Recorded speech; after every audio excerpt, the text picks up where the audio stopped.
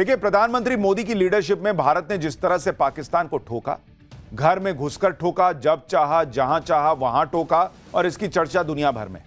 लेकिन भारत में राहुल गांधी और उनकी ट्रोल आर्मी इसी में लगे हैं कि यह बताओ कि भारत के राफेल कितने गिरे, भारत के विमान कितने गिरे। इनको और कुछ नहीं जानना है। लेकिन दुनिया में जो अब हो रहा है वो हर भारतीय की न सिर्फ आंखें खोल देने वाला है, बल्कि यह सवाल भी पूछ रहा है कि क्या तीसरा विश्व युद्ध होगा, और अगर होगा तो भारत कहां खड़ा होगा। रूस और यूक्रेन के बीच युद्ध ने सन की ज़ेलेंस्की की वजह से ऐसा मोड़ ले लिया कि दुनिया सांसें थामे देख रही है कि कहीं तीसरा विश्व युद्ध तो नहीं शुरू होने जा रहा, और पुतिन कहीं न्यूक्लियर अटैक, परमाणु हमला करके यूक्रेन को मिट्टी में तो नहीं मिलाने जा रहे। आज इन सवालों के जवाब विस्तार से दूंगा, लेकिन कल से आज तक में जो जो हुआ है उसे बहुत बारीकी से समझने की जरूरत है। देखिए, जब युद्ध होता है ना तो सब होता है। बम भी गिरते हैं, मिसाइलें भी चलती हैं, विमान भी गिरते हैं, लेकिन इसकी आड़ में वैसी राजनीति नहीं होती जैसी इंडिया अलायंस और खासकर कांग्रेस भारत में कर रही है। आज की डेट में देखिए कि रूस का कितना नुकसान यूक्रेन ने कर दिया। एक साथ सैकड़ों ड्रोन भेजे, खड़े खड़े रूस के विमान तबाह हो गए, और ऐसे ऐसे विमान तबाह कर दिए जिनकी कीमत हजारों करोड़ रुपए थी। जबकि जिस ड्रोन से ये प्लेन बर्बाद किए गए, वो ड्रोन आपके हाथ में जो आजकल स्मार्टफोन रहता है, आईफोन, एंड्रॉयड फोन, उस सबसे भी सस्ता ड्रोन था भाई। ये नए तरीके का युद्ध है जिसकी आज हम डिटेल से बात करेंगे, क्योंकि भारत भी इस तरह के युद्ध के लिए खुद को गजब तरीके से तैयार कर रहा है। भारत ने तो पाकिस्तान के साथ लड़ाई में कुछ ऐसा कर दिखाया जो दुनिया में कोई नहीं कर सकता। पाकिस्तान के एक भी ड्रोन का हमला कामयाब नहीं होने दिया। हमारे अपने स्वदेशी एयर डिफेंस सिस्टम में इतना दम था कि पाकिस्तान के चाइनीज और तुर्की वाले ड्रोन सारे के सारे कबाड़ साबित हो गए। लेकिन रूस यूक्रेन युद्ध ने साबित कर दिया है कि ड्रोन वॉर कितना खतरनाक और घातक हो सकता है। क्या भारत के सिर पर भी एक भयंकर ड्रोन युद्ध का खतरा मंडरा रहा है? क्या भारत और चीन के बीच भी ड्रोन वॉर हो सकता है? चीन की ड्रोन ताकत क्या है और भारत के पास उससे निपटने का क्या उपाय है? आज ये सब भी आपको विस्तार से बताऊंगा। लेकिन भारत चीन के संभावित ड्रोन वॉर से पहले यह देखिए कि क्या पुतिन यूक्रेन का कल्पना से परे वाला इलाज करने जा रहे हैं? क्या पुतिन पर न्यूक्लियर अटैक कर देंगे? क्या पुतिन यूक्रेन पर न्यूक्लियर अटैक करके उसे बर्बाद कर देंगे? क्या पुतिन यूक्रेन की बर्बादी पर भी नहीं रुकेंगे, वो अमेरिका और नेटो से भी भिड़ जाएंगे? क्या पुतिन वर्ल्ड वॉर 3 शुरू करने वाले हैं? ऐसे तमाम सवाल आज की डेट में दुनिया में पूछे जा रहे हैं। यूक्रेन के हमले से पुतिन भयंकर गुस्से में, और इसलिए अब इस बात की गारंटी कोई नहीं दे सकता कि पुतिन क्या करने वाले हैं, पुतिन का बदला कहां जाकर रुकने वाला है, और इस गुस्से की वजह भी है। यूक्रेन ने रूस पर अब तक का सबसे बड़ा अटैक किया। रूस में 6000 किलोमीटर अंदर घुसकर मारा, 5 एयरबेस पर ड्रोन से घात लगाकर हमला किया।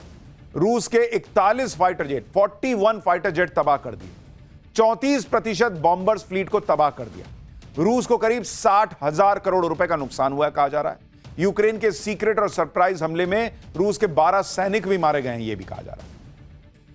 यूक्रेन ने यह हमला रूस के एयरबेस पर नहीं बल्कि पुतिन के अभिमान पर किया है। ज़ेलेंस्की ने सीधे पुतिन की ताकत को ललकारने की बड़ी गलती कर दी है, और इसलिए अब सबकी नजरें इसी पर है कि पुतिन क्या जवाब देंगे। आप यह समझ लीजिए कि अब दुनिया का भविष्य ही पुतिन के एक्शन पर टिका है। पुतिन यूक्रेन से कौन से बदला की प्लानिंग कर रहे हैं? पुतिन ने वो कौन कौन सी मिसाइलें निकालनी है जो यूक्रेन को पूरी तरह बर्बाद कर सकती है?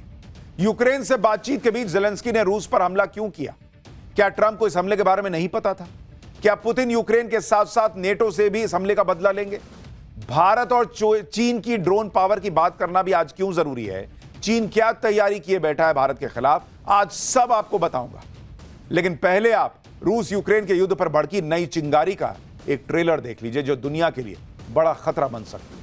जैसे नरेंद्र मोदी ने पहलगाम हमले के बाद कहा था कि ऐसा बदला लूंगा जो कल्पना से भी परे होगा, वैसे ही रूस पर ड्रोन हमले के बाद पुतिन के बारे में कहा जा रहा है कि ऐसा बदला पुतिन लेने जा रहे हैं जो दुनिया ने सोचा नहीं होगा। क्योंकि रूस पर कोई छोटा मोटा अटैक नहीं हुआ, रूस पर वैसा ही अटैक हुआ जो आज से 83 साल पहले, 83 इयर्स पहले अमेरिका पर हुआ था। यह 1941 की बात है जब दूसरा विश्व युद्ध चल रहा था। तब जापान ने अमेरिका के नेवी बेस पर अचानक हमला करके अमेरिका के 21 बड़े बड़े जहाज खड़े खड़े तबाह कर दिए थे और 350 से ज्यादा प्लेन बर्बाद कर दिए थे, और इसमें अमेरिका के 2400 सैनिक और दूसरे लोग मारे गए थे। इसी हमले के बाद अमेरिका दूसरे विश्व युद्ध में कूद गया था और फिर दूसरा विश्व युद्ध खत्म तब हुआ जब एटम बम फोड़कर अमेरिका ने जापान को तबाह कर दिया और फिर जापान ने सरेंडर किया।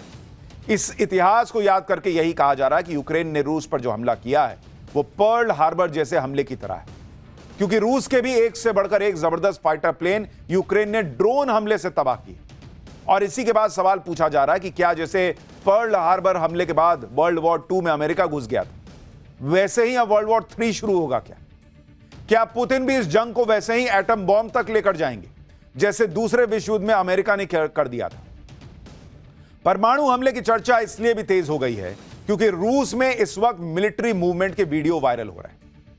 बड़े बड़े मिलिट्री ट्रक आप देखिए ना बॉस, बड़े बड़े मिलिट्री ट्रक पर भारी भरकम हथियार मूव किए जा रहे हैं। इन वीडियो को लेकर दावा है कि रूस अपने पावरफुल हथियारों को लॉन्चिंग पोजीशन पर ले जाकर रेडी कर रहा है। आप देखिए इन तस्वीरों को। इन वीडियो को लेकर ऐसा भी दावा है कि इन ट्रक्स में न्यूक्लियर वॉरहेड ट्रांसपोर्ट किए जा रहे हैं। और अगर ऐसा है तो यह बहुत खतरनाक है, क्योंकि आप उसकी साइज देखिए बॉस, ये साइज देखकर ही दुनिया हड़क गई है कि दिखने में जो इतना भयंकर है, अगर इसके अंदर न्यूक्लियर हथियार है, न्यूक्लियर बॉम्ब है ये, और अगर ये चल गया तो यूक्रेन तो मिट्टी में मिलेगा, ये आसपास का इलाका बर्बाद हो जाएगा। रूस और दुनिया भर में ऐसी खबरें चल रही हैं कि रूस ने परमाणु हमले से जुड़े कमांड पोस्ट को हाई अलर्ट पर रख दिया है। परमाणु बम से जुड़ी मोबाइल यूनिट्स और सीक्रेट ठिकानों को एक्टिवेट कर दिया गया है। सैटेलाइट के डेटा में रूस की न्यूक्लियर ठिकानों के आसपास भारी मिलिट्री एक्टिविटी देखने की भी खबरें आ रही हैं। ब्लैक सी में युद्धपोत की तैनाती का भी दावा किया जा रहा है। यानी तमाम ऐसी खबरें आ रही हैं जो बीपी बढ़ा दें, जो तनाव बढ़ा दें, जो टेंशन बढ़ा दें। रूस यूक्रेन से कैसे बदला लेगा, यह सब कुछ पुतिन पर निर्भर करता है। और पुतिन तो पहले भी न्यूक्लियर वॉर का संकेत दे चुके हैं। 4 मई को ही पुतिन ने कहा था कि परमाणु हथियारों की जरूरत नहीं है और उन्हें उम्मीद है कि इनकी जरूरत ना ही पड़े। पिछले हफ्ते रूस के पूर्व राष्ट्रपति दिमित्री मेदवेदेव, जो पुतिन के सबसे करीबी नेताओं में से हैं, उन्होंने हालांकि तीसरे विश्व युद्ध की चेतावनी दी थी। इसके अलावा पिछले साल नवंबर 2024 में ही पुतिन ने न्यूक्लियर हथियारों के इस्तेमाल के नियमों में बदलाव कर दिया था, जिसमें कन्वेंशनल अटैक की हालत में भी न्यूक्लियर रिस्पॉन्स के विकल्प को खोलकर रख दिया गया था। इसी बीच अमेरिका के 2 वरिष्ठ सांसदों ने भी दावा कर दिया है कि पुतिन नए हमले की तैयारी कर रहे हैं और अगले 2 हफ्ते बहुत निर्णायक होने वाले हैं। और पुतिन शांत बैठने वाले नहीं है बॉस। पुतिन भी रशिया को लेकर वैसी ही सोच रखते हैं, वैसा ही अग्रेशन रखते हैं, नेशन फर्स्ट की भावना से भरे रहते हैं जैसे नरेंद्र मोदी। और यह बात तो तय है कि अगर पुतिन ने यूक्रेन को मिटाने की कसम खा ली तो बॉस वो पीछे हटने वाला आदमी नहीं है। सवाल यह है कि क्या रूस यूक्रेन का बदला सिर्फ यूक्रेन तक सीमित रहेगा, क्योंकि यह बात तो तय है कि यूक्रेन अकेले रूस पर इतना बड़ा हमला नहीं कर सकता। इसके लिए यूक्रेन ने नेटो देशों की मदद तो ली होगी। इसलिए पुतिन के दिमाग में सिर्फ यूक्रेन नहीं, क्या नेटो पर हमला भी चल रहा है। पिछले महीने ही लातविया की इंटेलिजेंस एजेंसी ने खुलासा किया था कि बाल्टिक सागर में रूस नेटो के खिलाफ अपनी मिलिट्री गतिविधियों को बढ़ा रहा है। रूस बाल्टिक सागर में नेटो के खिलाफ अपने निगरानी तंत्र को मजबूत कर रहा है। लेकिन एक सवाल यह भी है कि अगर रूस नेटो देशों से भिड़ गया तो ज्यादा पावरफुल कौन साबित होगा। अगर आप फाइटर जेट, टैंक, वॉरशिप और बाकी हथियारों से तुलना करेंगे, नेटो के 32 देशों के सामने पुतिन कमजोर साबित होंगे, क्योंकि 32 देशों की कलेक्टिव फायर पावर बहुत ज्यादा है। लेकिन अगर परमाणु हथियारों की तुलना करेंगे तो रूस और नेटो के बीच ताकत का अंतर काफी कम हो जाता है। और इसलिए अगर नेटो वर्सेस रशिया हो गया तो पावर कहां बैठती है, किसके तरफ झुका रहता है पावर का पेंडुलम, वो भी आपको बताता हूं। परमाणु बम, न्यूक्लियर बम किसके पास कितने हैं? अगर आप नेटो देशों की बात करेंगे, नेटो देशों के पास 5,559 परमाणु बम है और इसमें अमेरिका भी शामिल है, यूके है, तमाम जो यूरोपीय कंट्रीज हैं वो सब मिला के नेटो देश बनाते हैं। लेकिन अगर आप अकेले रूस की बात करेंगे, रूस के पास कितने परमाणु हथियार हैं? 5,580।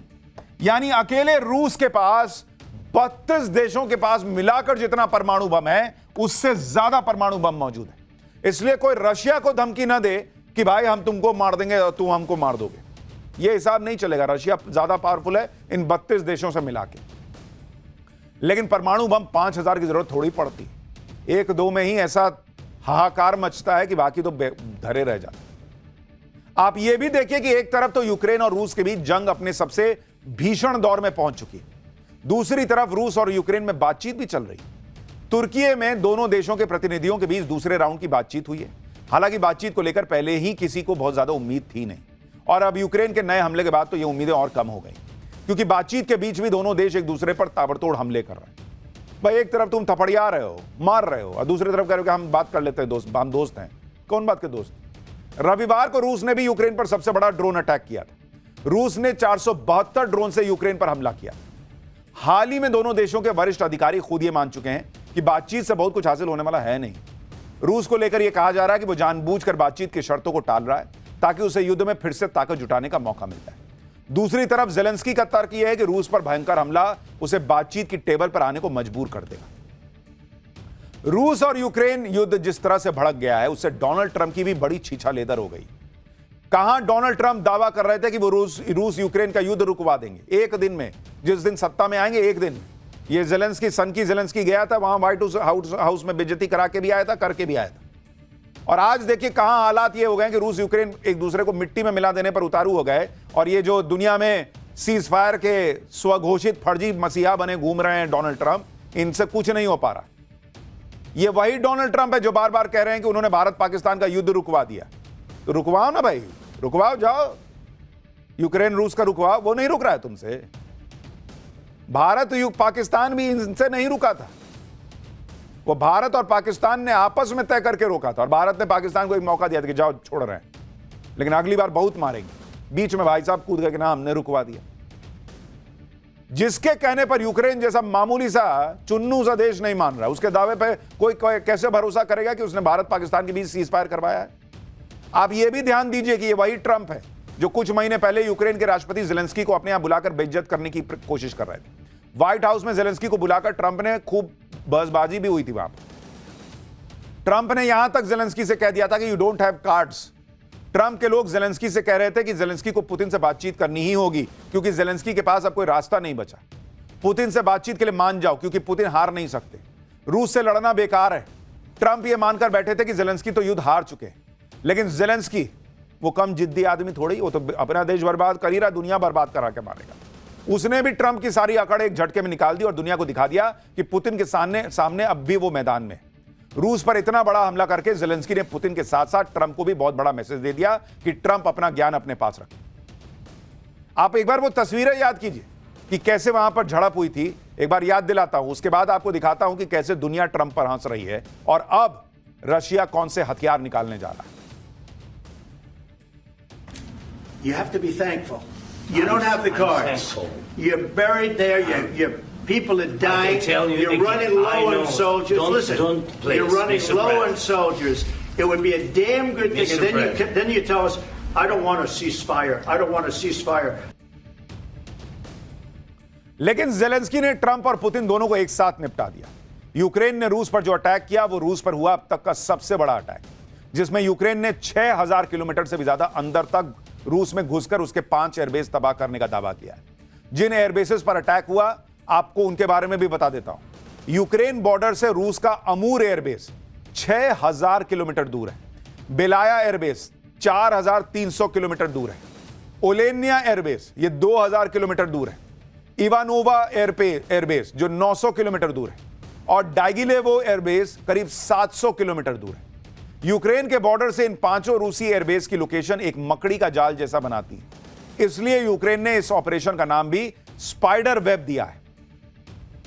यूक्रेन ने ऐसा ऑपरेशन स्पाइडर वेब चलाया कि रूस को पता ही नहीं चला, और यूक्रेन बॉर्डर से हजारों किलोमीटर दूर रूस के साइबेरिया तक यूक्रेन के ड्रोन्स घुसाए थे। लेकिन आखिर यह मुमकिन कैसे हुआ कि हजारों किलोमीटर दूर भी ड्रोन्स भेजकर यूक्रेन ने हमला कर दिया? आप ये सोचिए कि जितनी दूर तक ड्रोन्स पहुंच गए उतनी दूर तक हमला करने वाली मिसाइलें ही बहुत कम होती हैं। लेकिन यूक्रेन ने जो ड्रोन हमला किया वो आने वाले युद्धों के लिए एक मिसाल है, क्योंकि यूक्रेन के ड्रोन अटैक की इनसाइड स्टोरी आप सुनेंगे तो हैरान रह जाएंगे। यूक्रेन जानता था कि वो बॉर्डर से तो इतना बड़ा अटैक और सटीक ड्रोन अटैक कर नहीं सकता। सब भारत थोड़ी है कि यहीं से मारे फोड़ दिए। यूक्रेन के औकात की बाहर की बात थी। इसलिए उसने एक अलग और बेहद नया तरीका अपनाया और वो किया जो आज तक किसी ने नहीं किया था। यूक्रेन की सुरक्षा सेवा SBU रूस पर इस ड्रोन अटैक की प्लानिंग 18 महीनों यानी 1.5 साल से कर रही थी। SBU के एजेंट्स ने सबसे पहले 150 छोटे FPV ड्रोन और 300 गोला बारूद कजाकिस्तान के रास्ते रूस की सीमा में पहुंचाए। यूक्रेनी ड्रोन्स को लकड़ी के केबिन्स के अंदर छिपाकर रूस में तस्करी के जरिए पहुंचाया गया। इसके बाद इन लकड़ी के केबिन्स को रूस के ट्रकों पर लाद दिया गया, जिन्हें हजारों किलोमीटर दूर रूसी एयरबेस के पास तक पहुंचाया गया। इसके बाद ट्रकों पर लदे लकड़ी के केबिन्स की छतें रिमोट कंट्रोल के जरिए खोली गई। यूक्रेन के ड्रोन्स में ऑटो होमिंग तकनीक थी, जो आर्टिफिशियल इंटेलिजेंस के जरिए टारगेट सेट करती है। एक बार टारगेट सेट होने के बाद ट्रकों से ही यूक्रेनी ड्रोन्स ने उड़ान भरी और हमला शुरू कर दिया। अब आप एक वीडियो देखिए जो सोशल मीडिया पर वायरल है, जिसमें एक रूसी एयरबेस के पास हाईवे पर खड़े ट्रक से यूक्रेन का FPV ड्रोन उड़ान भरता दिख रहा है। देखिए, वो ऐसा कंटेनर जैसा है और उसमें से ड्रोन निकल के जा रहा है। इसी तरह से यूक्रेन ने कुल 117 ड्रोन्स को ट्रकों से लॉन्च किया। बताया तो यह भी जा रहा है कि जिन ट्रकों के जरिए ड्रोन अटैक किया गया वो ट्रक भी सेल्फ डिस्ट्रक्शन टेक्निक से लैस थे। आप देखिए कैसे अभी फट जाएगा। इसका भी एक वीडियो सोशल मीडिया पर चल रहा है जो अभी आपको दिखा रहा हूं, जिसमें दिखता है कि कुछ लोग ट्रक के पास खड़े हैं, तभी ट्रक में ब्लास्ट हो जाता है और ट्रक खत्म हो जाता है, जल जाता है। ये देखिए, ताकि कोई सबूत जो है वो रशिया के हाथ ना लग जाए। यूक्रेन के राष्ट्रपति ज़ेलेंस्की ने भी इसे अपनी सेना का अब तक का सबसे लंबी दूरी का हमला कहा है, जिसमें रूस के 41 फाइटर जेट्स नष्ट कर दिए गए। आप देखिए ना भाई, प्लेन के जलने के विजुअल है, क्योंकि ड्रोन में कैमरा भी था। तो जैसे वो आतंकी कई बार वीडियो बनाते हैं, उस ड्रोन से ये वीडियो ले लिया गया। भारत ने जो पाकिस्तान में फोड़ा होगा ना, ऐसे ही जला होगा पाकिस्तान, पर चूंकि हमने तो दूर से ही मिसाइल से फोड़ दिया था, लेकिन ये ड्रोन से है तो उसमें कैमरा भी था तो दिख गया। रूस ने भी अब इसकी पुष्टि कर दी है। यूक्रेन ने रूस पर FPV यानी फर्स्ट पर्सन व्यू ड्रोन से अटैक किया। इन ड्रोन्स में कैमरा लगा होता है, जिससे रिमोट कंट्रोल से ड्रोन उड़ाने वाला हमले की लाइव फीड देख सकता है कि हो क्या रहा है। ये सुसाइड ड्रोन्स होते हैं जो हमले के बाद खुद नष्ट हो जाते हैं, फट जाते हैं। इन्हें कामिकाजे ड्रोन्स भी कहा जाता है। इन ड्रोन्स को यूक्रेन ने खुद बनाया है, जिसका नाम प्ल्यादनित्सिया रखा गया है, जो यूक्रेन की पारंपरिक रोटी का नाम। अब आप एक और वीडियो देखिए जिसमें रूस के एक एयरबेस पर खड़े विमानों में आग लगी हुई दिख रही है। यह वीडियो यूक्रेन के FPV ड्रोन्स ने बनाया, जिसमें ड्रोन अटैक भी दिखता है, प्लेन नष्ट होते भी दिखते हैं, जिसकी लाइव कवरेज यूक्रेन में SBU एजेंट देख रहे थे। एक दूसरा वीडियो देखिए जिसमें रूसी एयरबेस के रनवे पर खड़े विमानों में जबरदस्त आग लगी दिख रही है। एक के बाद एक धुआं धुआं हो रखा है। एक और वीडियो सामने आया है जिसमें एक रूसी एयरबेस तबाह हो चुका है और धुएं का गुबार उठता हुआ दिख रहा है, और आसमान में एक यूक्रेनी ड्रोन भी उड़ता हुआ दिख रहा है। आपको वो ड्रोन भी दिखाता हूं जिसने रूस के बड़े बड़े फाइटर जेट्स को सेकंड्स में तबाह कर दिया।